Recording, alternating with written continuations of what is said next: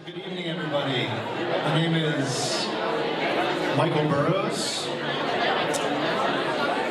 and I'm director of the Kegley Institute of Ethics at California State University, Bakersfield. And on behalf of the Kegley Institute of Ethics and our team, I want to welcome all of you to the 8th annual Wendy Wayne Ethics Awards. And it's really wonderful and heartening to see all of you in the room tonight. I've got to talk to many of you already, and hope I get to talk to all of you before the end of the evening. But thanks for being with us.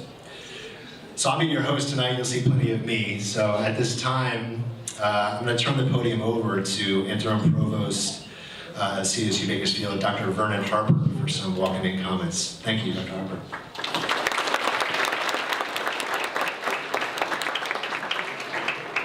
Good evening. Good evening. On behalf of CSU Bakersfield, I want to welcome you to this event.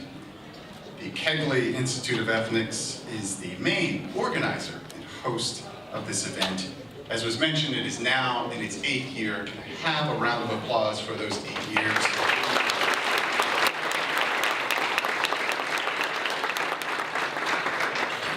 The Kegley focuses on ethics education, research, and leadership, and it brings all of those to our community. I want to thank the presenting sponsors for this event, Kaiser Permanente and Adventist Health, and I get a round of applause for them.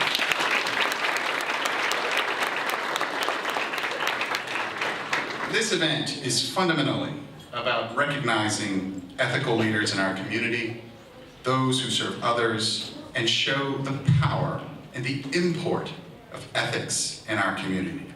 Each of our awardees demonstrates ethical leadership, as well as will be evident during each of the presentations this evening. Again, I want to thank you all on behalf of the university, and please enjoy your evening.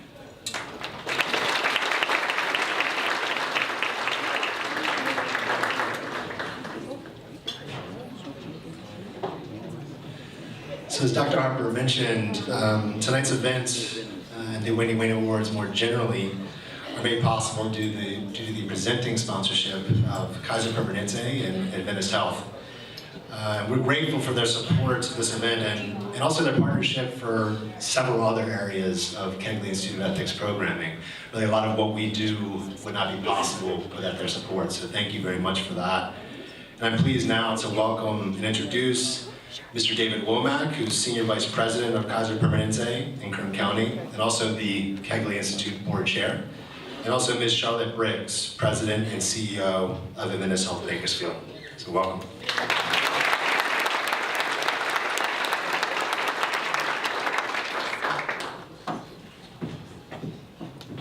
So the word that comes to mind for me when I think of Wendy is inspire. She inspired us at the hospital in many ways. She inspired me. I loved seeing her walk around the hospital. She started our AIS Cancer Center. It looks the way it does because of Wendy. We just won at Adventist Health Bakersfield Top Hospital Board. We're the only one of 35 hospitals in the nation who got that.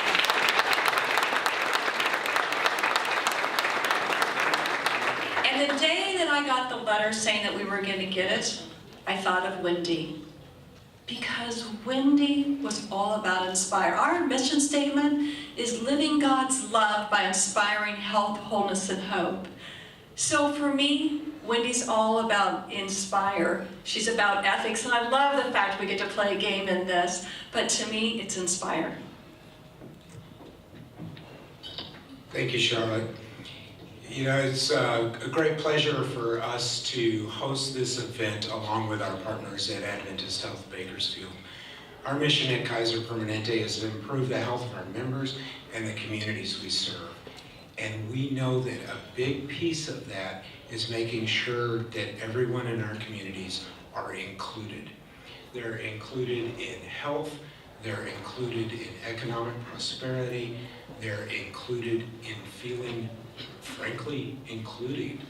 Loneliness is a huge issue in our community, and loneliness is exacerbated by unethical behavior. So we are all about supporting anything that drives good ethics in our community. And we know that our partners at Adventist Health Bakersfield are as well. So welcome to this event tonight. We hope we will honor Wendy, and we will hope we will honor the awardees in a manner that they deserve. Thank you.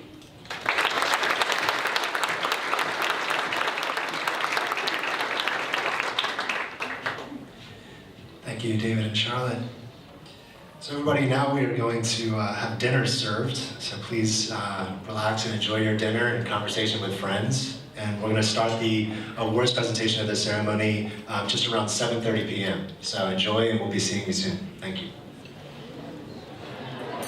Good evening, everybody. I hope you're enjoying your dinner and your conversation with friends. I'm going to call us back to order here. So welcome again to the 8th Annual Wendy Wayne Ethics Awards.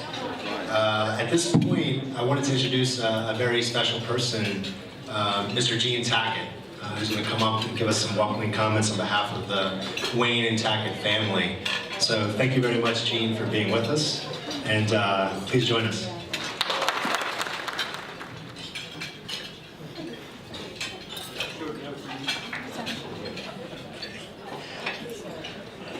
Thank you, Michael. I always sort of got embarrassed, and when somebody would say a very special person is here, or I'd be introduced as a very special person. But a few weeks ago, I became a very special person at Cal State. I got inducted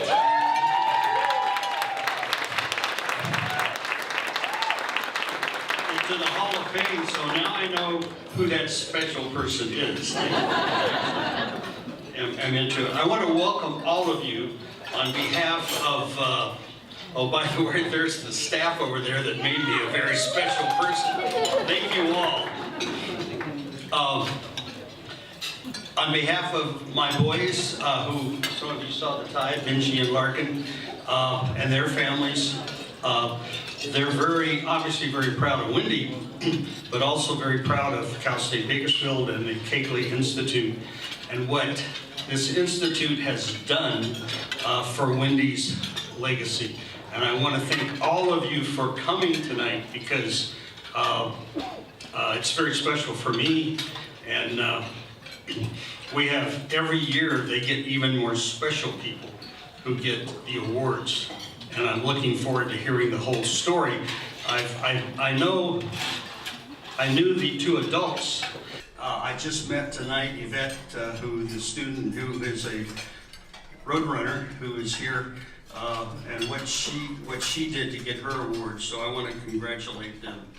I went up to Rockland with Barbara Patrick, who is here with me tonight, to visit her 5 grandchildren. I have 5 grandchildren, she has 5 grandchildren. And on, I think it was Friday morning, the youngest grandchild, Eddie Tanaka, got an award. And he's in TK. I didn't know what TK was. They explained to me, most of you know what that is. So he got an award, and he's like 6, is he 6? 5, he's 5. Okay, Barbara just put the... So all the staff people in this school are wearing sweatshirts. And the sweatshirts say, they got a big kind of globe, and it says, in a world where you can be anything, be kind. And I'm going, isn't that great? Isn't that a cool thing? So what Michael and the Keighley Institute is doing is catching on. It's infectious. So it's going to Northern California. It's going all over the place. I was looking up something about Yvette and what she did to do voter outreach and getting people to vote for the first time, which I think is really important. And Wendy would be really excited about that. So I was looking up Margaret Mead, and I was looking for that quote about how you change the world a small. So everybody knows that, so I couldn't find it. But while I'm reading, I find this, and this is more appropriate about Wendy, so I want to share this with you. I just printed it out this afternoon, so it says, how do you get on that list of great and the good? Which Wendy's on that list. And it turns out that her grandfather Fogg, whose motto was, do good because it is right to do good. That's what Margaret Mead grew up with her grandfather, which we should all be teaching our kids the same thing. And then this is the part I wanted to, this is a description of Margaret Mead, which somebody we all know. Part of that long, informed, liberal questing, progressive, contagious, challenging tradition of critical human inquiry that is so essential, a part of eternal vigilance. I think that's what we do at Cal State Bakersfield. That's what all the faculty does. I think that's what all of you do here. And that's certainly what Wendy did. She was a person looking to make the world a better place. And hopefully that's what we're going to get energized so we can all go out and do that more. But I don't want to take away from the reason we're here, so you get to meet 3 special people. But thank you again for coming. Thank you.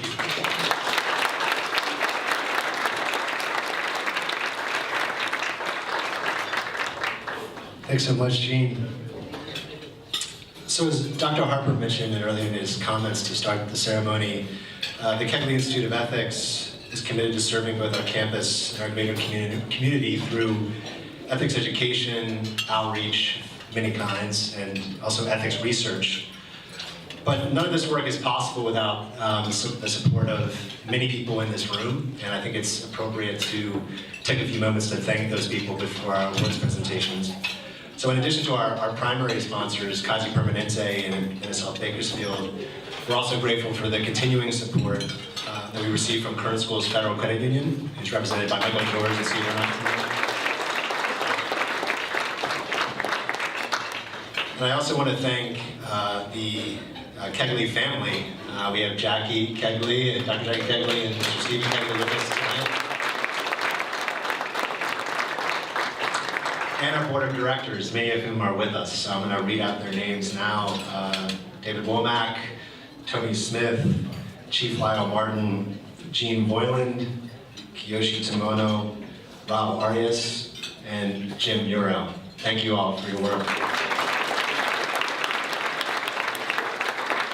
I just want to mention that our board of directors too, I mean, they're a working board. Sometimes whether they like it or not, we put them to work, but they're actively involved in what we do. They're a driving force behind our ideas and our programs. So I really appreciate the support they give us. In addition, we have several sponsors who have stepped up to make tonight's event possible. And I want to thank them for their support too. This includes our silver sponsors, and if you're in the room, you can raise your hand or give us a shout, let us know you're out there. They are Dignity Health.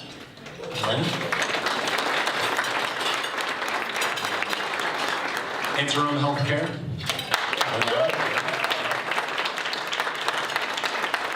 And also the lovely Seven Oaks Country Club, of which we are here. So. And we have several table sponsors too, from CSB President Annette Zelesny, Barbich, Hooper, King, Gill, Hoffman Accountancy Corporation, the CSUB Alumni Association,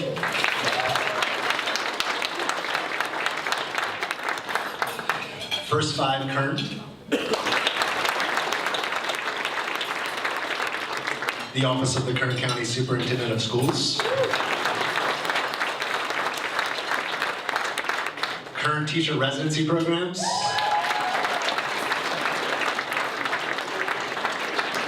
Mr. Gene Tackett, and again, Kern Schools Federal Credit Union. And finally, a big thanks goes to the staff and the team who works incredibly hard to make this event possible. Any big event takes a village. There are many people to thank here. Rashima Dean, who's the Kegley Institute of Ethics All-Star.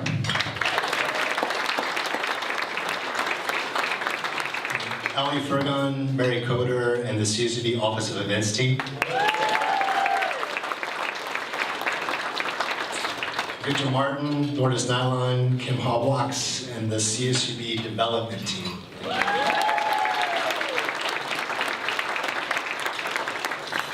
So there are many more I could thank tonight, but I will proceed for the sake of time. We'll circle back to some of those thank yous going forward. So this time I want to turn to our awards presentation. And starting with our 2019 Wendy Wayne Ethics Award Honorable Mentions. So just a note on the selection process, so you have a sense of how this works and how all this comes together. This is really, in many ways, a year-long process. But nominations, including for future years, are open to all persons in the Bakersfield metro region and are accepted year-round via the Kegley Institute of Ethics website. Our website's listed in your program, I think, a few times. And nominations can be for an adult or a youth. For the purposes of this award, youth is 24 and younger. We won't get into legal distinctions of that, but that's what we do for the award. And they focus on the ethical achievements of the nominee in service of his or her community or a cause, or in demonstrating elements of ethical character, such as courage, commitment, moral imagination, and so on. So a selection committee works hard to review all of these nominations, and that's a task that this year was made especially difficult, as you'll see, I think, given both the high quality of the nominees, but also the fact that we received the highest number of nominations in the awards history this year.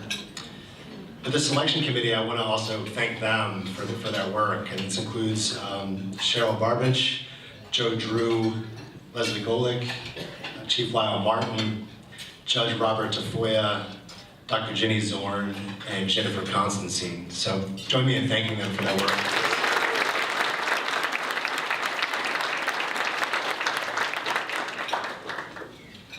Now, the rankings from the selection committee were very close, and as you'll see, all of our awardees tonight, our main awardees and our honorable mentions, they're all outstanding people with deep ethical commitments. So it's really an honor for me as someone who thinks about ethics and works with ethics for their career to honor people who are doing amazing ethical work in our community on a daily basis. So to start, I want to transition and start with our youth honorable mentions. And at this time, I'd like to call up our first honorable mention, Miss Abigail Rodela.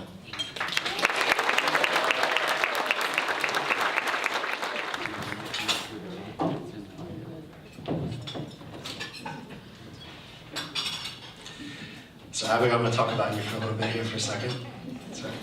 So Abigail is 14 years old and is already an ethical leader in our community, both in her actions and her initiative to help others. So in 2017, Abigail decided to use her musical gifts to teach piano to interested children from low-income families, requesting $5 per week for those who could afford it to help with supplies. Abigail is currently teaching 6 children and hosts piano recitals at her home as a culminating event. Abigail's ethical commitments also extend to the homeless in our region. She initiated and organized an effort to provide dozens of health and hygiene kits for the homeless, including socks, shampoo, toothbrushes, and more. And Abigail personally gathered donations to support this effort, put the care packages together, and with assistance distributed them at a homeless camp in Harbor City, California. She's also a youth leader in her church and is described by her pastor, Mr. Arturo Lopez, as passionate, motivated, solution-oriented, and responsible. And her dream is to attend Oxford University and travel the world, impacting people's lives through language, literature, and music. And I don't think any of us have a doubt that she'll do so. So congratulations, Abigail.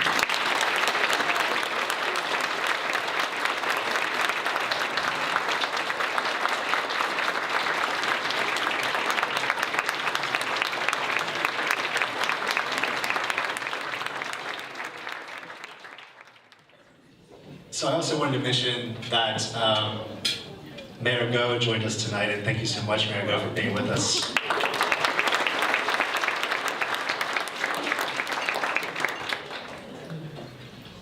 Mayor Go has provided resolutions from the city of Bakersfield for all of our awardees, so all of them will be getting this to bring home with them as well. So thank you so much, Mayor Go, for providing this.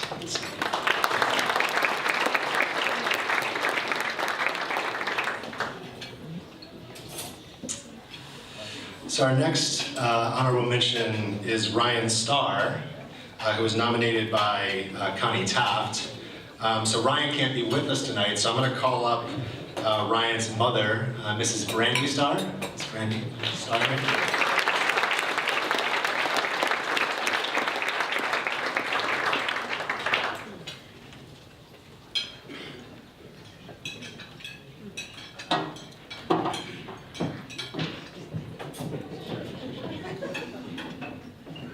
Two for the price of one. It's even better. All right, fantastic. So Ryan can't be with us because she's studying, actually. She's at Belmont College, or University, Belmont University in Tennessee. And she's studying nursing, which is very appropriate to Wendy.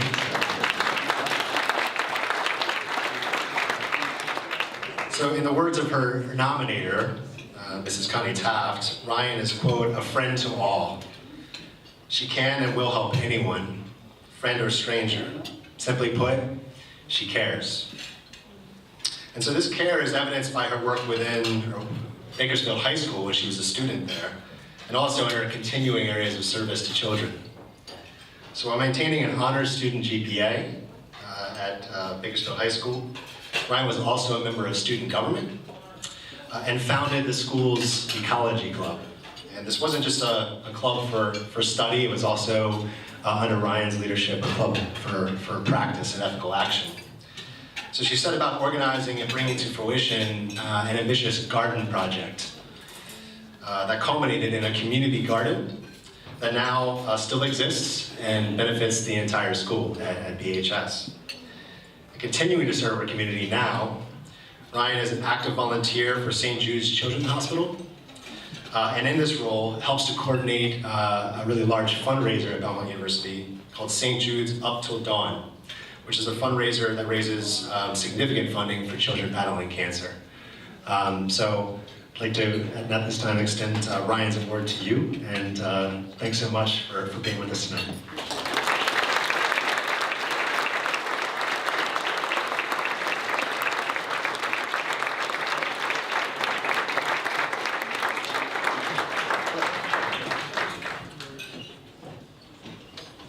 Okay, so this time we'll transition to our adult honorable mentions.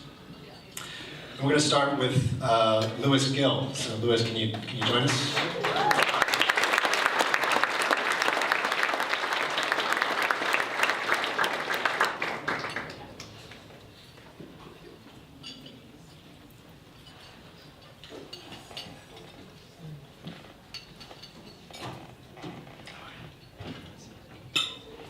Whispered into the microphone, not as effective. So, as his nominator, Mr. Jeff Green writes, Lewis believes he has an ethical obligation to serve his community, and for his entire adult life, he has acted in that regard. So Lewis is executive director of the Bakersfield Homeless Center, and since 2006, also serves as the executive director of the Alliance Against Family Violence and Sexual Assault. Through his efforts, both of these organizations have grown to serve thousands of our community's most vulnerable residents. A few examples will illustrate the concrete impact that Lewis has had as an ethical leader in our community, and these are just a few. Again, I could go on at length. Under Lewis's direction, the Bakersfield Homeless Center became the first homeless shelter in California to provide licensed childcare to its clients. That's significant because it enables mothers and fathers of homeless children to seek and obtain employment. And this child care has also been extended to provide licensed, high-quality care for child victims of sexual assault and domestic violence. Under Lewis's guidance in 2017, more than 1,400 persons were moved into permanent housing. And in addition,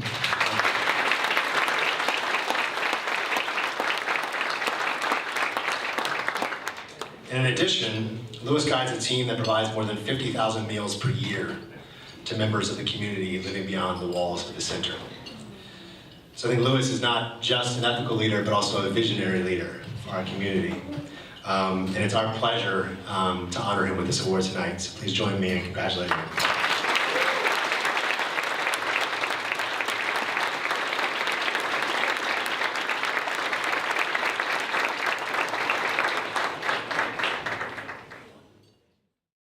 Next, I'd like to call up Miss Maria Teresa Herrera.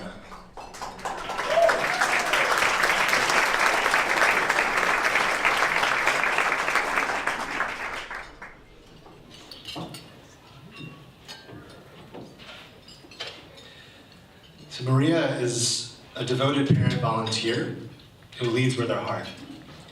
In her work, she strives to create long-lasting positive change in her community with a focus on education and services for migrant populations. To this end, and alongside her own work and raising a family, she's taken on volunteer leadership roles to advance migrant and English language learner education throughout our region. Her efforts, you'll see a theme here, are too numerous to list, but have included serving as Vice President of the Bakersfield City Schools Migrant Education Program Regional Advisory Committee, and also leadership roles for the Kern High School District English Learner Advisory Committee, and also the Parent Advisory Committee, amongst others. Much of Maria's work focuses on empowering migrant parents and students to have a voice in education and schooling. As her nominator writes, Maria's charge is to motivate parents to stay involved in their children's education and in schools. She inspires other parents to be involved, attentive, and to maintain high aspirations for what education and school can be. And Maria herself has been awarded Parent of the Year from numerous organizations, including, amongst others, the Association for Bilingual Education. So Maria, thanks so much for the work you do. It's an honor to honor you tonight.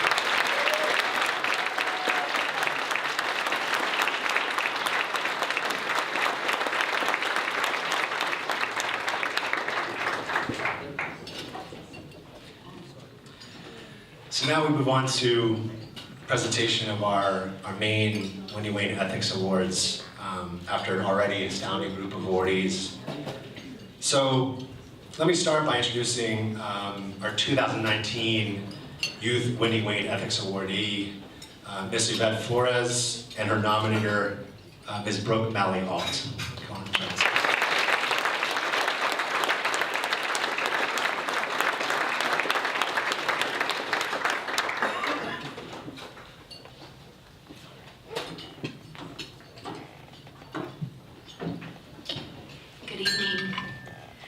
The Kern Voter Engagement Project was founded in 2016 with the intention of increasing voter engagement in our community. In 2017, just a year after the project's inception, it had registered a laudable 1,206 new voters. In September of 2017, a young woman by the name of Yvette Flores, who is about to begin her freshman year at CSUB, stepped forward and volunteered to intern for the Kern Voter Engagement Project. Initially, her duties as an intern were simple: to help facilitate precinct walks and input data. However, as time passed, she took on more of a leadership role and allowed the project to become a truly central part of her life. In 2017, I was a government teacher at Miramonte High School, and I was seeking guest speakers to stop by and explain from a different perspective why voting and civic engagement is critical to the foundation of democracy. Quickly, the Kern Voter Engagement Project responded to my request, was on campus passing out registration forms in my classroom, fielding questions, and scheduling follow-up meetings. That year, Yvette assisted in registering over 1,400 new voters, a majority of them high school seniors, one of the population's least likely to vote or even to register. Prior to the 2018 primary, Yvette contacted and educated these potential new voters, coached them through the process of voting, and informed them about the issues on the ballot. She saw a way to bring power back to the people through the power of the polls. Due to Yvette's determination and consistency, many young people cast their first ballots in 2018, having been educated and made familiar with the process. Yvette knew that when we have young people voting, such as herself, we have better representation of the will of our society, particularly the will of the future. You would probably be impressed with Yvette's accomplishments if I stopped here, but I'm not finished. In 2018, Yvette helped about 3,000 people register to vote, bringing the grand total somewhere close to 5,000. She, along with her team, have presented their nonpartisan curriculum on the importance of voting to classes at Bakersfield College, CSUB, and a multitude of Kern High School classrooms. The team has also registered new voters at events such as the Women's March Kern County, Pride, local concerts, and other community events. If there's a booth at which to sign up potential voters, Yvette and the Kern Voter Engagement Project will be there. They have also partnered up with multiple clubs and organizations in the Central Valley, such as the League of Women Voters, CSUB Center for Social Justice, and Why Vote.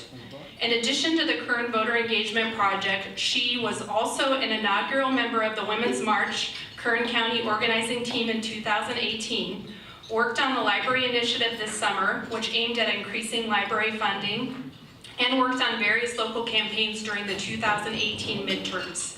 I recall running into Yvette one night near the midterms and her casually mentioning that she would be up past midnight until maybe 2 or 3 in the morning, helping out with the campaign. This is her normal. It's a good thing she's only 19.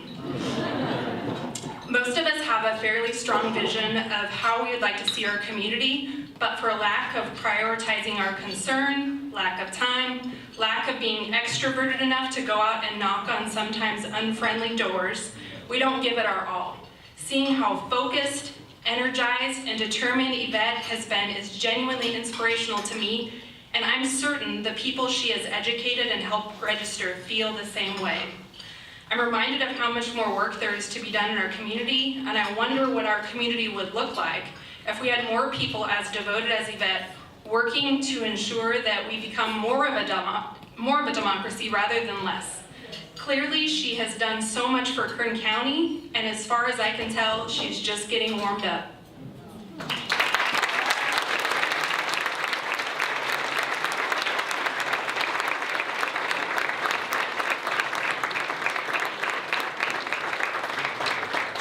Yvette, on behalf of the Kegley Institute of Ethics, it's a real honor to give you this Wendy Wayne Youth Ethics Award. Thank you for all you do.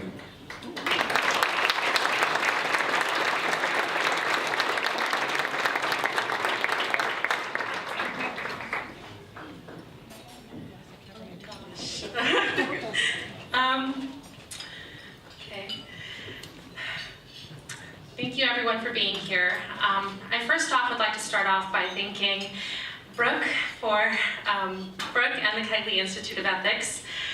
Thank you, Brooke, for nominating me. It is truly an honor to be nominated by you. You are a selfless leader in our community, and it truly touches my heart that you thought of me when reading the description for this award. I next would like to thank the Kegley Institute of Ethics, who really does a great job at fostering the growth of leaders in our community. Thank you for holding these events that really do celebrate the accomplishments of local organizers who do so many great things for our community. Aside from that, thank you for all the great events that we have here in the community that really stimulate conversation around topics that we have deemed controversial, but we know that these conversations need to be had in order for us as a community to progress. Thank you to the Kegley Institute of Ethics.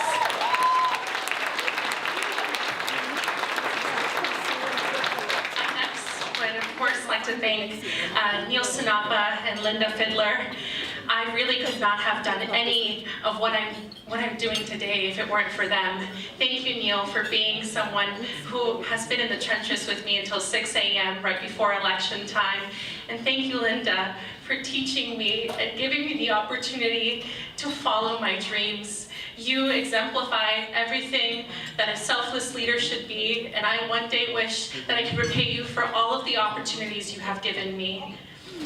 Next.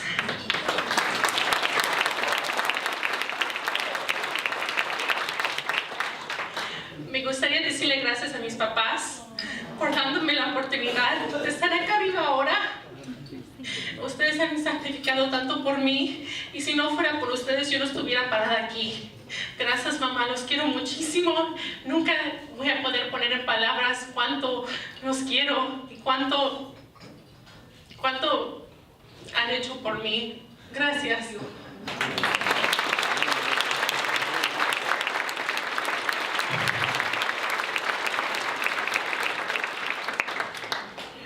I grew up always having to be politically aware.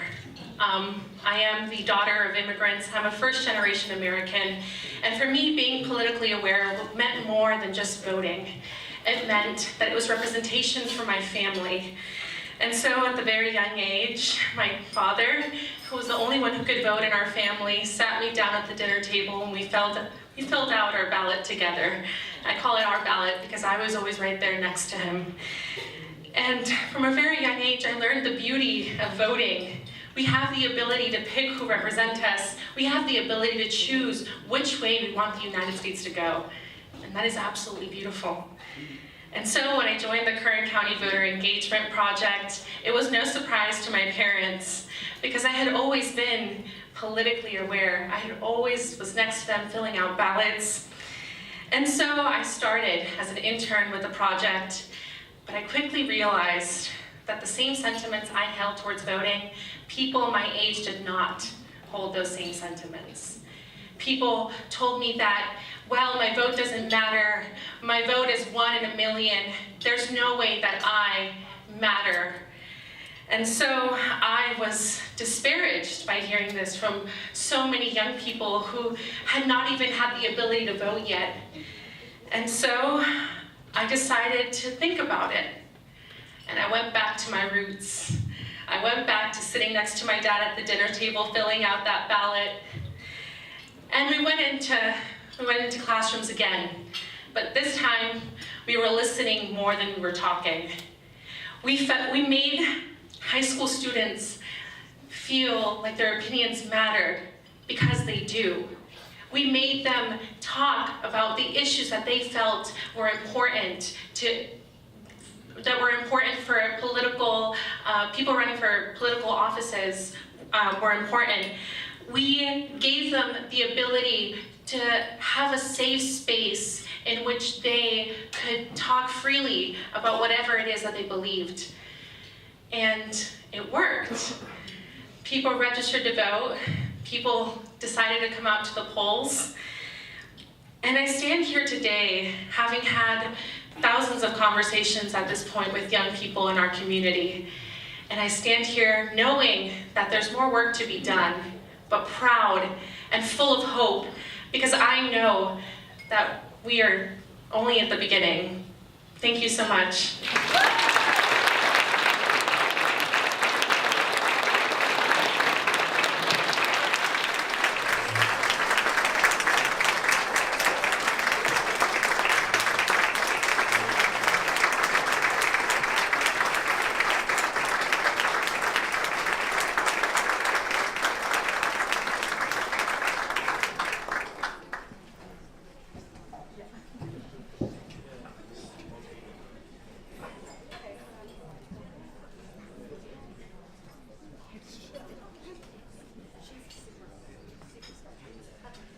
That's pretty much the definition of a hard act to follow.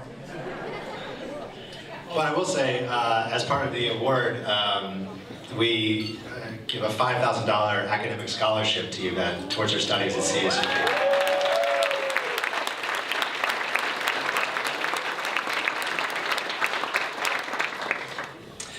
So, I want to introduce our next awardee, who is our 2019 Adult Winning in Ethics Award co-awardee.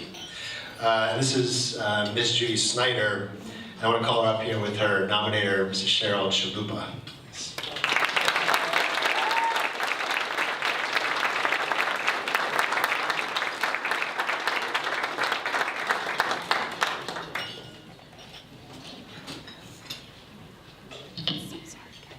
I first met Judy Snyder in 1996 when she was elected to the Board of Directors of Girl Scouts Joshua Tree Council. I was the executive director there at the time. so she was my boss, or one of them. I knew of her by the work she had done with the rape hotline, but not much more. I was immediately impressed by her quiet, yet relentless focus on the mission, on how best to serve girls. So often in organizations, the mission gets lost in conversations about strategy and budgets and staffing and planning and policies and such. But Judy would always look for ways to bring the focus back to the girls. She believed in the potential of all girls and in the importance of fostering their individual growth, character, and self-sufficiency. She had a way of reminding us that how we make that happen is the most important conversation we could have. I very much appreciated Judy for reminding us what we were there for. Throughout her 10 years on the Girl Scout board, she served as an officer, as both a member and as chair of various committees. And at one point, when the board president was battling valley fever, she stepped up to help with leadership duties. I and her fellow board members at Girl Scouts would describe her as a quiet, generous, and ethical leader who made a difference in the lives of the girls we served. After I left the Girl Scouts, I was thrilled when our paths and our passions crossed again through the Alumni Association at CSU Bakersfield.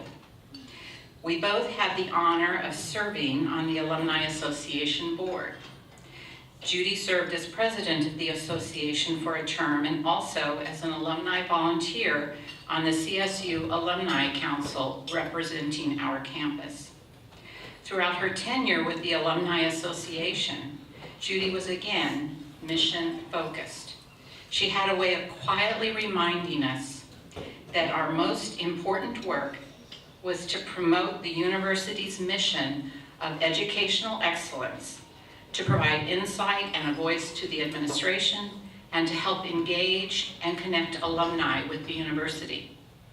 Judy and another Alumni Association president, David Loomis, helped create a strategic plan for the association 5 years ago, which formed the foundation needed for increasing community outreach and attracting new and diverse board members. Judy's impact on our community is significant. In addition to her work with the Girl Scouts and the Alumni Association, Judy co-founded the organization's Sisterhood while a young student at Bakersfield College.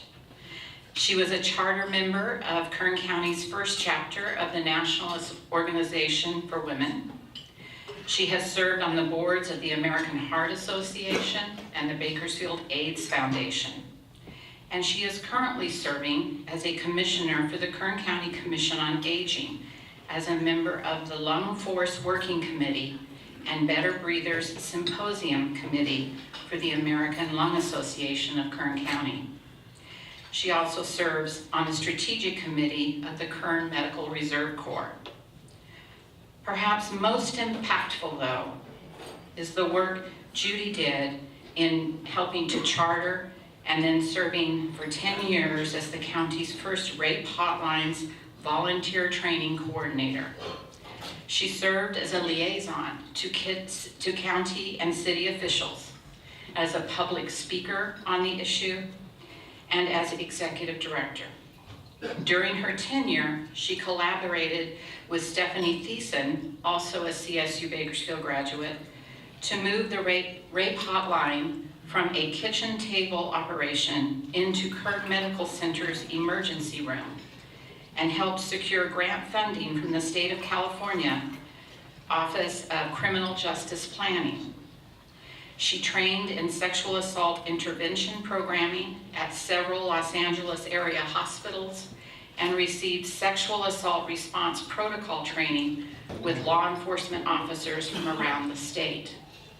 The Rape Hotline eventually grew into the Alliance Against Family Violence and Sexual Assault, an organization providing a wide array of programs and services to women, men, teens, and children who are survivors of domestic violence and sexual assault. And you all heard a bit about that organization a bit earlier with the work Gill is doing to keep that mission moving forward. Last year, the Alliance served nearly 2,300 victims of domestic violence and almost 680 victims of sexual assault, demonstrating what Judy understood all those years ago about a need that exists in our community. Professionally, Judy's career has evolved through small business ownership, nonprofit management, healthcare management, and vocational education. Through the American Association of Medical Assistants, she has held the positions of National Certifying Board Member and Item Writer for the CMA AAMA examination. As State President of the California Society of Medical Assistants for 2 terms, and as President of the Golden Empire Chapter of Medical Assistants. I knew Wendy Wayne. Judy Snyder epitomizes the values of Wendy Wayne. Values of listening and taking action, service and commitment, honesty and integrity. And like Wendy, Judy's efforts have had a real and lasting impact on our community, and she is so deserving of this honor tonight.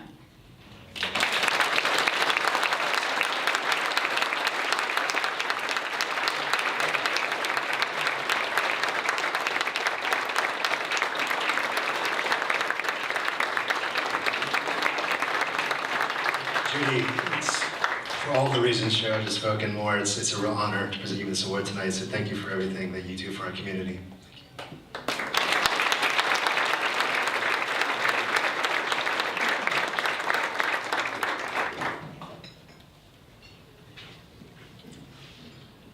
Well, thank you everyone for coming out tonight to be a part of this. I am deeply honored, deeply humbled. I've always considered myself a worker bee, nothing more, and I'm very serious about that. I was given a lot of responsibility at a very early age. My mother passed away at the age of 16. She had a cerebral aneurysm right in front of me in our home a week before Christmas, and she died January 8th. I'd like right now to recognize some very important people in my life who are my siblings who traveled from Washington and Oregon to be here. Peggy Meyer from Washington, George Anderson and his wife Patty from Oregon. Thank you very much. That means so much to me. When Mom died, we bonded. We bonded fiercely. I was handed, the day she died, I was handed her checkbook and her credit cards. I already had the keys to her car and was told, "You're in charge now." I basically took over the household as much as a 16-year-old could do without any kind of knowledge other than, you know, that 7th grade cooking class that we all took at that time and the 8th grade sewing class, but that was it. I didn't even do well managing my own allowance, and now I have the household accounts. That changed me. It changed the direction of my life. I had been, academically, I had been strong. I've been blessed with a brain that works and a mouth that can be a little outspoken. Mom used to say, "I hope you have 12 just like you."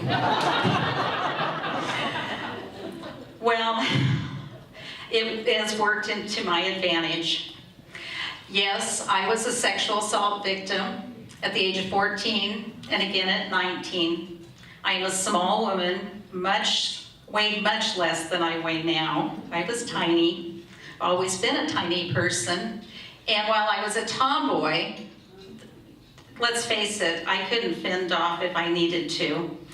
And the important thing to know about this is that I epitomized the average victim of that era, and we're talking about the late 60s. It was not an environment where girls, young women, older women felt safe to report or even admit to their families that something had happened. I felt ashamed. I felt responsible. Although I have to tell you parenthetically, the first time I was assaulted, I was in my girlfriend's living room, fully lit living room, doing my Spanish homework, and someone who entered into the house as a friend of the family changed my life.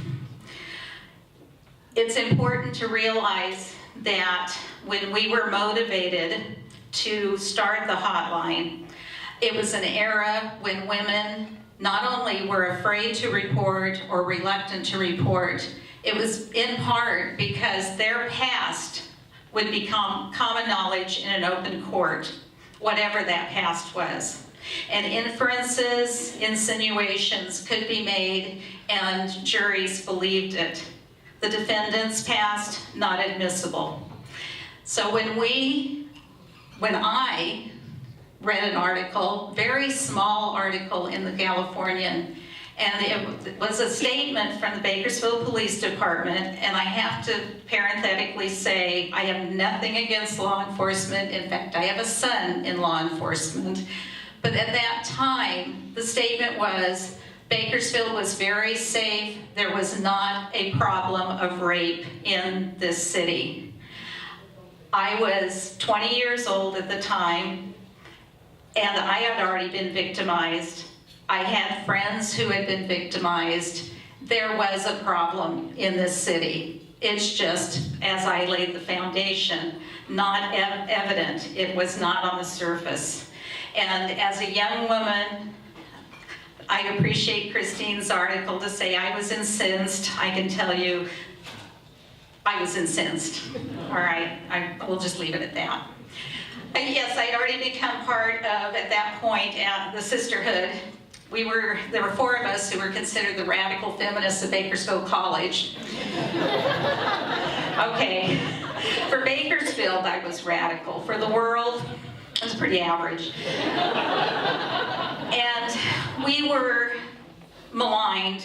We were called out. In fact, I was kind of surprised. Somebody came up to me and said, hey, I just heard your name on the radio, and somebody wants you to be expelled from Bakersfield College for what you're doing. And what we were doing was simply bringing out the obvious issues that young women in education were facing at the time. The inequity in the classroom, which did exist, because we were mentored to take on stereotypical female roles. That's okay. I have no problem with that. But I was in school with some brilliant women who could easily go into science, math, engineering, and they were not being nurtured into that at all. We were nurtured from high school on to do home economics or learn how to type. You always need to have that skill, right? And I honestly wish I'd paid attention, now that I have to keyboard all the time. But the point to this is that we were constantly being channeled. And for those of you who are as old as I am, okay, you would remember that that was obviously the era when you could get your own checking account. You could, as a woman, you could get your own credit card with a limit on your credit because we weren't sure how responsible you were. The day I got married and a few days later went down to change my checking account and add my husband to my account was closed. And he opened an account and I had to have his permission to be on that account. My credit cards were canceled. I had to have his permission to be part of that. So that's the environment that existed then, and I'm only going over that. Some of you are, again, my age and remember that, but there are a lot of young people in this room who think this is just like ancient history or, somebody couldn't write this stuff. No, they could, and it was real. So fast forward and think about sexual assault, think about domestic violence, think about women in hiding. Women could not stand on their feet economically. They could not get the education that they really wanted to get. And those were the topics that we broached through that newsletter, and then we were considered very radical. In the interim of going from BC to college, we had an opportunity. We had good mentors and educators from Bakersfield College, but we had an opportunity, some of us, to meet the educators of Cal State. And I say Cal State because that's what we called it then. It was, a state college, and it was Cal State, and it was our parent college, or it wasn't university at that point. These women who were mentoring us saw potential in us. I'm so pleased to have met Yvette tonight. My goodness, we have potential. And the Honourable mentioned, and I'm sorry I don't remember your name, but I want to know you, the little 14-year-old. There's the 14-year-old here. What is her name? Abigail. Where are you, Abigail? All right. Hello. You really do have potential. I am so impressed with what you are looking at doing and have accomplished already at the age of 14. That's remarkable. Getting back to where we were, the only avenue we felt we had to get some real support, some funding, get some training, get some education was to form a chapter of the National Organization for Women, and then it was official. I was a radical feminist then. All right. Now had many things going on, and we were looked at as those bra-burning women. I'm sorry, I didn't have anything there to put into a bra at the time. Why would I burn it? But anyway, point is that those were the things that we faced. And I've got to tell you that when we did get angry, but we got ourselves organized. And what we decided we could do was we could, in fact, have a hotline. We could have some place where those victims could, in fact, call and get some support. And maybe we could connect them to the services that those women needed. We were self-taught. We did go into the hospitals. I went into Santa Monica, Long Beach, went over up to Fresno. We went, I don't think we went as far as San Francisco, but we went into 4 or 5 different hospitals who had already established these services, and we learned. This is when the rape kit, the evidence kit, was just coming into its own. We became the experts in this. I did attend the California Sexual Assault Investigators training with all these men who were big, strong men, most of them carrying weapons. And they looked at me like, what are you doing here? But I needed to understand what approach law enforcement was seriously taking to address the problems. Joe Hummel, out of Kern Medical at the time, was mandated. He was under a mandate by the state of California, the county hospitals were, to bring these services into their hospitals or into the emergency rooms. And we were a volunteer program. He said, I will offer my switchboard, yes, that long ago, the switchboard, and we will give you 1 pager, and we'll route your phone number through our switchboard. Our operators will take that call and then page your volunteer to respond anytime, 24/7, to my emergency room. And your job is to stand with that victim through the entire exam process to, in fact, guide the residents through the evidence collection, because the residents were not yet fully trained, and to support the officers who had responded, brought the victim in, and to make sure that everything went smooth. We did that. We were young women. We were learning as we went. It was frightening. I've got to tell you, even though I'm standing up here talking to you, it's taken me 50 years to gain this poise. I was a very shy woman, and I just had to face it. But you know, I drew upon the strength that I had when I took over a household, and we all gave it our best shot. I want to tell you that I am deeply honored to be a recipient of this award. I am humbled to be in the same company as Daryl, Thiesen, and Yvette, and the honorable mention people. Lewis, I don't know you. I want to know you. You are my hero. I have been thinking about you for several years, about the commitment that you've made to this community and your willingness to lead two very, very needed services. And the Homeless Center holds a special spot, I want to tell you, Lewis, because as a graduate student, and Desiree Ingalls is here, where is she? There she is, right there. We were part of Chandra's graduate class that wrote the grant to improve the nursery over there. And your organization, the Bakersfield Homeless Center, asked for $7,500, and we looked at each other and said, nonsense, we can get more than that. And we secured $15,000 for you. So, thank you very much for everything that you do.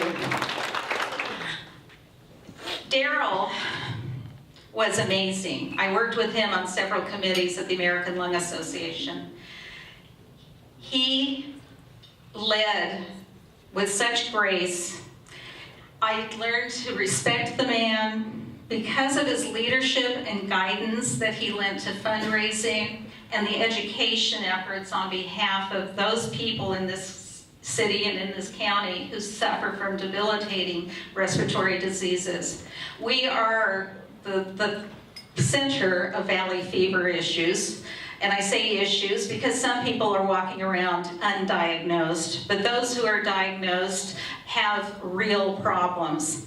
And Daryl was that person who would quietly sit at a boardroom table or at a committee situation, whatever it was. And I say situation because sometimes our committees met where we were out at the Yogurts Park and doing some things for fundraising. But my point is that he was constantly the man that we could turn to for guidance.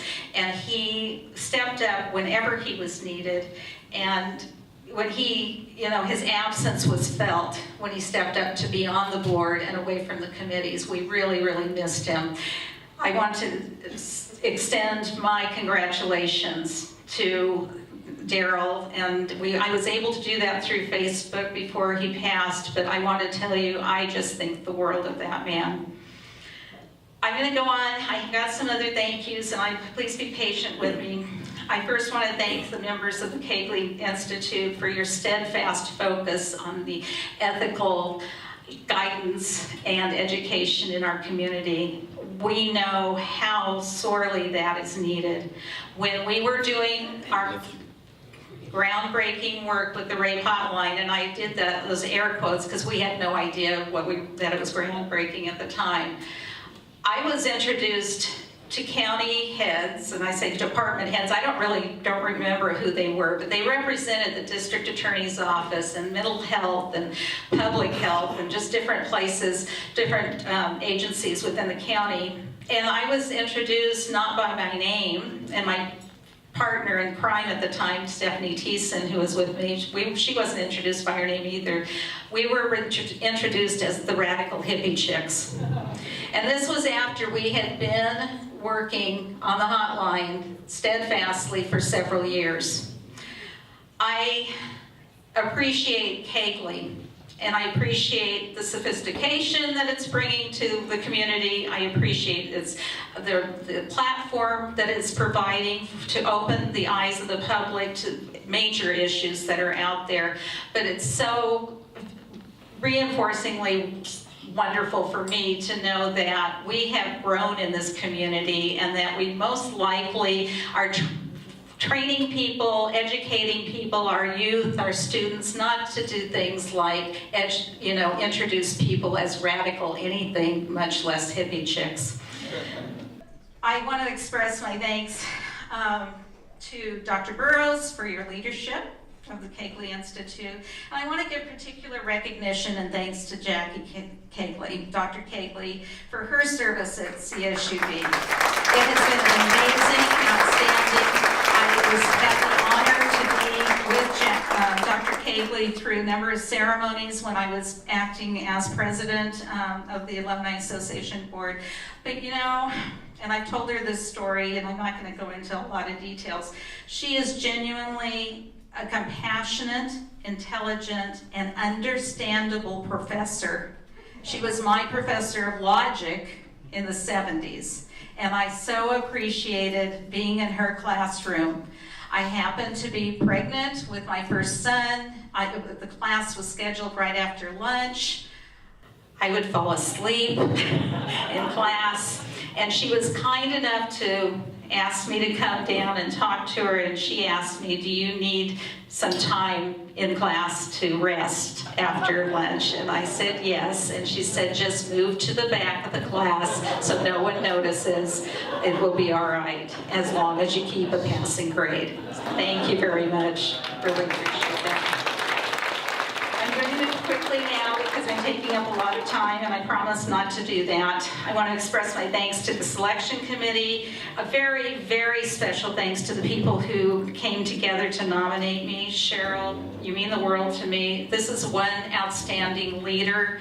She has led the Girl Scouts Joshua Tree Council. She's been the leader, CEO of Goodwill Industries. She's done amazing work in this community, and I'm just grateful that our paths crossed and we've become friends. This is wonderful. John Nylon, my goodness, our trustee to the Board of Trustees, CSU Board of Trustees. I've learned so much from this man, but what I have learned is that he steps aside from his administrative roles very easily, and is the man who can put people to ease and give them direction and not once do it in an insulting manner. I really appreciate the work that you do. I so appreciate your explanation of budgets. I do have 2 degrees from CSUB. Budgets aren't my strong suit, and I do appreciate that. Sarah Hendrick, she has done wonderful, wonderful work in our University Advancement Office. She came in a rather tumultuous time. The University Advancement had quite an attrition rate. She has worked very hard to bridge the Alumni Association to University Advancement. We made great strides with you beginning in that position. And I am sure Justin has had a really good year with her, am I correct? And when I can watch what Justin has done, it has been a great year. If any of you are aware, the Alumni Association has gone forward and created a mentorship program. They have teamed up about 65 mentors with students to guide them through the process of community networking. That can mean internships, it can mean a lot of different kinds of things. It could be as simple as learning how to write a resume correctly. And I thank you for the leadership behind that. It's really, really wonderful. And then the co-conspirators, Gloria Dumler, Edna Wilson. I almost called her by her married name. Oops, little married name. Anyway, these are 2 of my very dear friends, and I really appreciate their contribution. I'd be remiss if I did not recognize with genuine gratitude the men and women who served many, many hours to serve survivors of sexual assault and domestic violence, especially under hostile circumstances. And some of them are here tonight, so I'm going to take the spotlight off of me for a minute and ask these people to stand. Gloria Dumler, Edna Wilson, Marilyn Fowler, Susan Reed.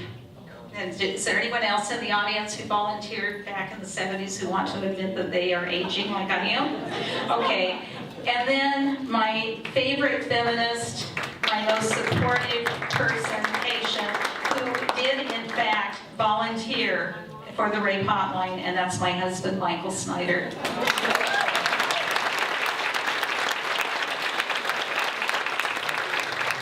It's very meaningful to me to receive this award because Wendy and I were friends. In fact, we were playing words with friends until she could no longer play.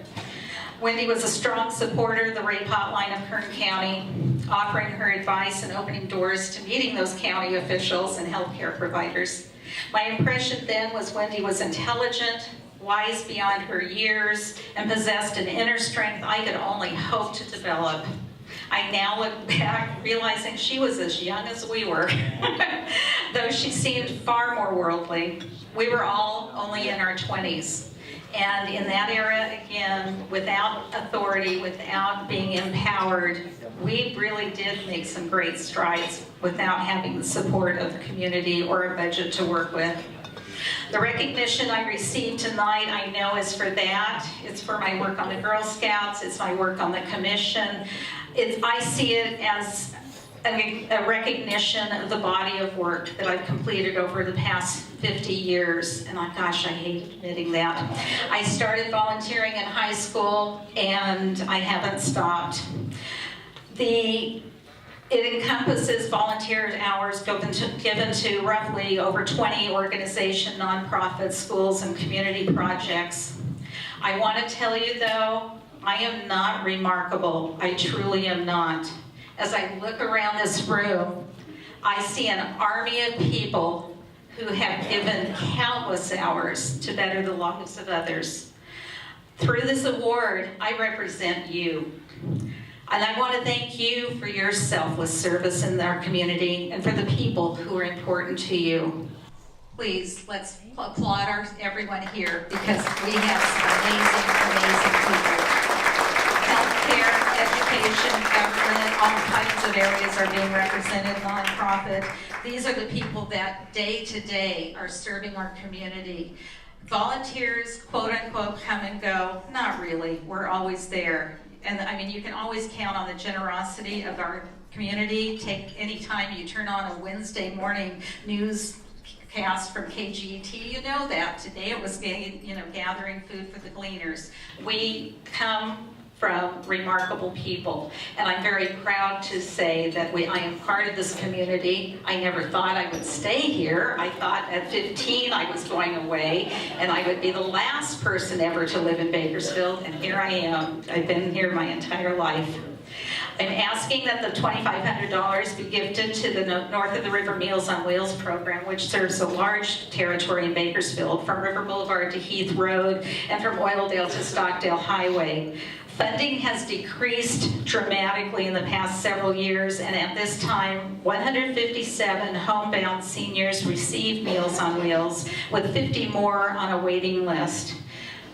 Meals on Wheels asks for, but does not require, a $3 donation for each meal, knowing that the recipients cannot afford even the $3. Many of them can't afford their utility bills, their medications, or transportation. Preparation and delivery costs, however, add up to $8.13. As a commission member, I'm privy to that information. Per meal, $8.13 per meal, and we might get $30 back. The district and the Aging Adult Services struggle to make up that deficit. So I am asking that this $2,500 go to help offset that deficit. And I'm asking you to support not just Meals on Wheels, but any service that is provided to our homebound seniors who are invisible. They're homebound, you don't see them. There are hundreds, if not thousands, in Kern County.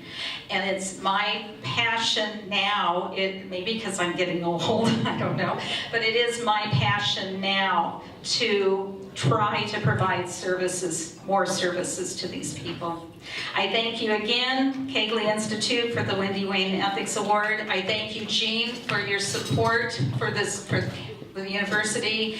And Jean has been a friend to our family for many years as well. He and Wendy raised two wonderful sons, one of whom was a good friend of my wonderful son, Brian. And so our paths have crossed a number of times, and I'm honored, very honored, to be receiving this. Thank you very much.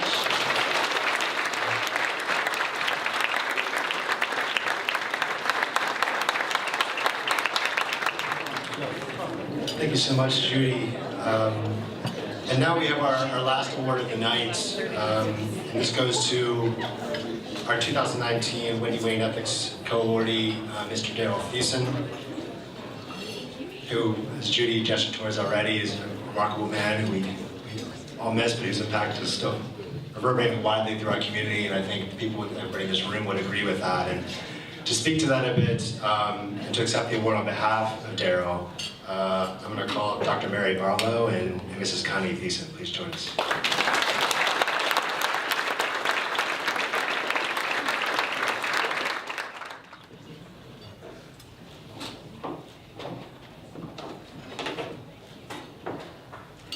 I am so pleased and honored to be here tonight. I'm going to be making a few comments in celebration of my friend, my co-worker, my mentor, and my guide, Daryl Thiesen. We are proud to nominate Daryl for the Wendy Wayne Award. And the reason why is because Daryl touched our organization, in fact, the county and the state, in more ways than many of us will ever know. Connie, thank you for sharing this wonderful man with our organization and our county for so many years, and for allowing me to be up here tonight with you to share in Daryl's achievements he would want us to celebrate.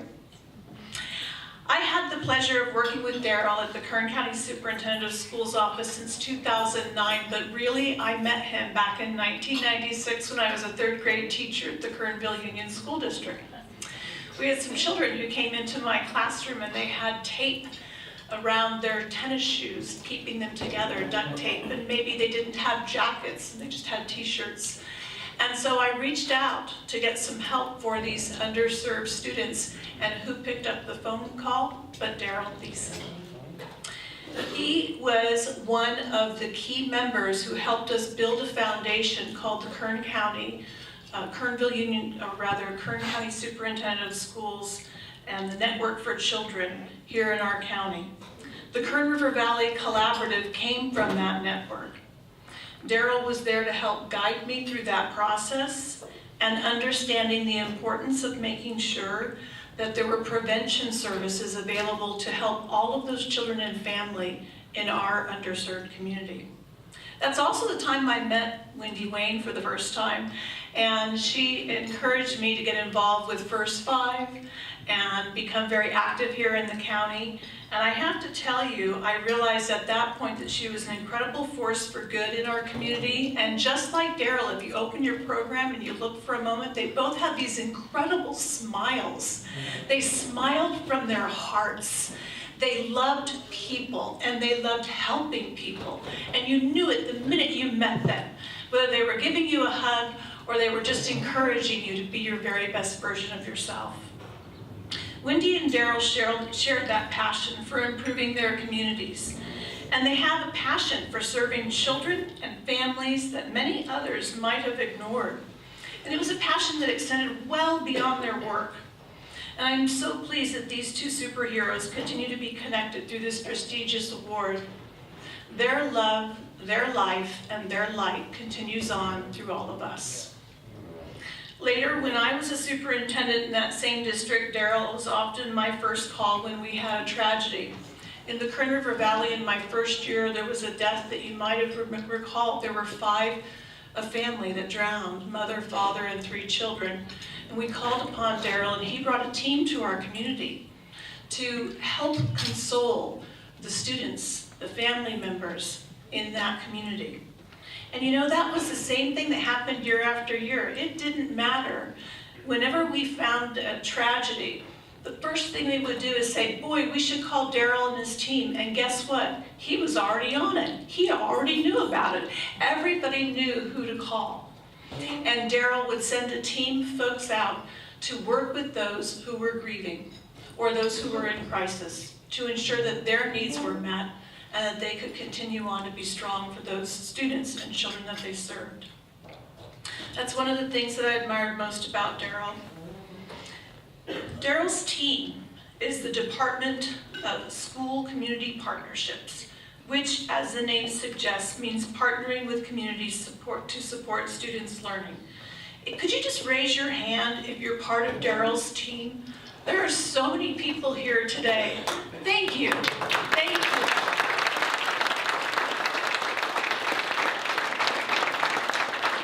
And really, they are part of Daryl's team. Daryl, with Morgan Clayton, was one of the founders of the Leaders in Life organization. And through that Leaders in Life organization, he's touched the lives of generations of leaders to come. Some of them are in the room today. Hi, Nate. They're incredible people. And at the Leaders in Life Symposium, just a few short days ago, we heard student voice, and it was powerful. And it means that Daryl's love, his legacy, lives on through those students. These folks are at the forefront of our prevention efforts, working to create a better school climate for students, preventing tobacco and drug use, gang prevention, intervention services, law enforcement, mental health, physical health, as well as other areas that we all need to support children and families. They are respected and they are successful because they understand that relationships are what drive our success. When we all work together with students as our focus, we can make direct, meaningful impact on the lives of children and families. So, it is wonderful that tonight we also recognize our local university. Daryl and Wendy both loved and appreciated CSUB. I'm also an alum, and the opportunities it provides to students in our community, especially first-generation students who are forging new realities for their families through the power of education, like those we heard from today. Thank you to CSUB and the Kegley Institute for honoring Daryl Thiesen and Wendy Wayne in such an elegant and graceful way, and for allowing me to be a part of tonight's celebration. Daryl was and continues to be an inspiration to all of us, of a life well lived and a love for others. We cherish the memories and impacts of Daryl's life and thank his family for sharing this incredible man with us. Thank you.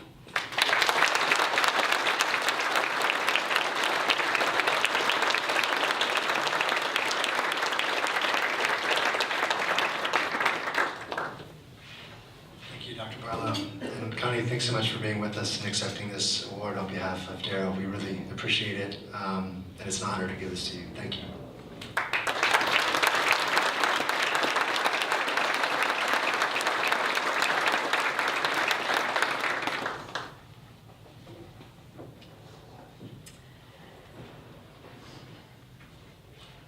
Thank you, everyone. I have to thank the Kegley Institute of Ethics and the award committee for recognizing Daryl and naming him a recipient of the Wendy Wayne Ethics Award. Also, thank you to Wendy, because what a legacy that she passed on in such an amazing and inspiring way. Thank you, Dr. Barlow, for your incredible introduction of Daryl. So appreciated. And I will also treasure all that has been shared with me this evening in conversations that I've had with friends, coworkers, family here tonight about Daryl. I truly desire with every ounce of my being, I wish that Daryl could be here this evening to accept this award, because he was so deeply honored when he was named a recipient. I told some this evening that I just am incredibly grateful that he knew, and I believe it was January maybe, when the announcement came out that he was a recipient of this award. And then he passed away from ALS on February 7th. So this is truly an honor. So Now, even though Daryl is not physically with us here today, he is with us in spirit. And hallelujah for that, because I am discovering every day that he continues to inspire. So I want to share just a quick story on how I was reminded of that just this last weekend. Daryl worked with a speech therapist at the ALS clinic at Cedars-Sinai. She sent me an email last Friday and said, Connie, Daryl continues to inspire. I was so moved that Daryl was the first to come to her mind when she was asked to do an interview with a speech therapy magazine on the importance of voice banking. Daryl spent countless hours late into the night when he would finally put his other work away. The work that Dr. Barlow talked about, the work he was so passionately devoted to. And then he would focus on recording thousands of phrases to bank his voice for the day, if or when ALS would rob him of his voice. He did that as a gift for me, and it is just one of the so very many ways that I am realizing that he continues to give. I happen to have written on a chalkboard that hangs above our kitchen area that I wrote it shortly after he was diagnosed with ALS. And it says, we will choose to find joy in the journey that God has set before us. The plan was initially for me to change that inspiration each month so we could be motivated, but after the first month, Daryl said, Connie, I don't want you to change that. I want it to stay just as it is. I still look at that message every day, and I keep reminding myself to keep my eyes open, to keep my ears open, to receive these gifts of joy and inspiration that Daryl keeps leaving, and for ones that I know he will continue to gift us with in the future. Another one of those gifts that Daryl, first I wasn't quite so sure, but one of those gifts he gave me was being here tonight. Yeah, to accept this award in his honor. And I have to say he loved Wendy. Daryl had great respect for Wendy, and she inspired him. And since Daryl wanted me at as many work dinners as I was willing to go to and conferences, I actually had the wonderful opportunity to hear Wendy speak on several occasions. So thank you, Daryl, for that amazing gift, because Wendy has also been an inspiration to me.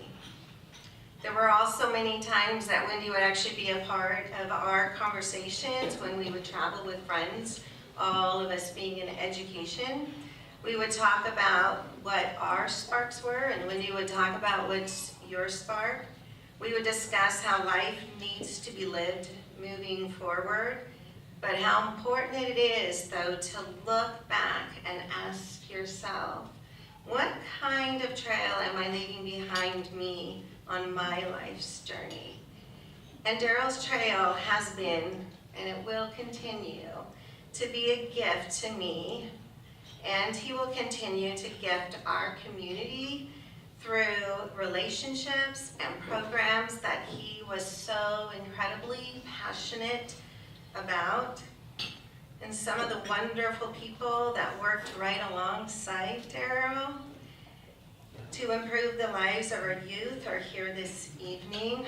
So thank you to those special individuals that will carry on this work, and they too will leave amazing gifts to others to receive in their paths. And you know, before I close, just because I actually have the mic,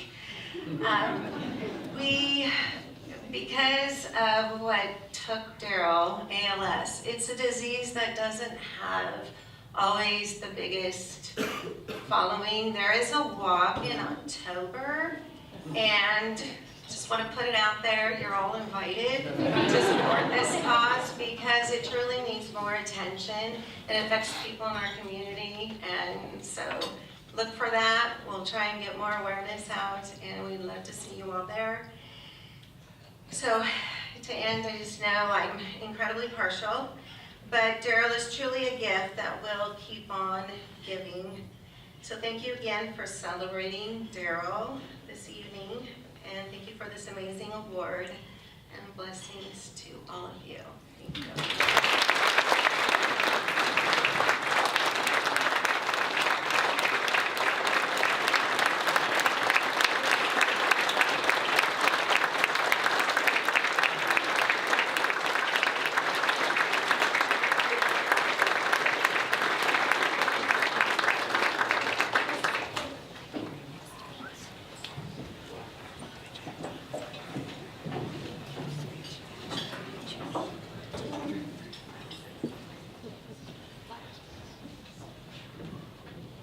Thank you, Connie, so much for those words. I wanted to mention just two other things. So, as part of this award, we're donating $2,500 to the ALS Association Gold West Chapter.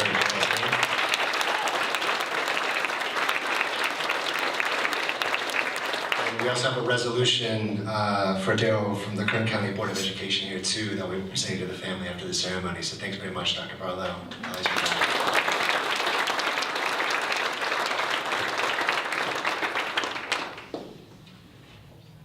So that brings to a close the awards portion of our ceremony, and I think there's no real words that I need to add, I think, to express any more eloquently and strongly kind of the significance of ethics in our world and in our community than the awardees who spoke tonight. So I won't try and repeat those words again. But I think just one thing I will say is people often ask me, so what makes a Wendy Wayne Ethics Awardee? Might be because they're thinking about submitting a nomination, or they're curious about it, or they knew Wendy and they want to know more about the award. And I think our awardees tonight are great examples of kind of what makes a Wendy Wayne Ethics Awardee. There's tremendous, whatever community you're from, there's a tremendous amount of need, an ethical need to respond to. And I think the awardees tonight show kind of the power that people can have in their communities by seeing a need and acting, and not only acting, but creating structures for others to act too. Building organizations, building movements, building opportunities for others to gain an ethical awareness and improve our communities. So I just want to close by saying thank you again to our awardees for everything you do for our community. And thank you to all of you for being with us tonight and being part of this celebration, which is one of our favorite events of the year. And we really appreciate your support, and we couldn't do it without you. So thanks very much.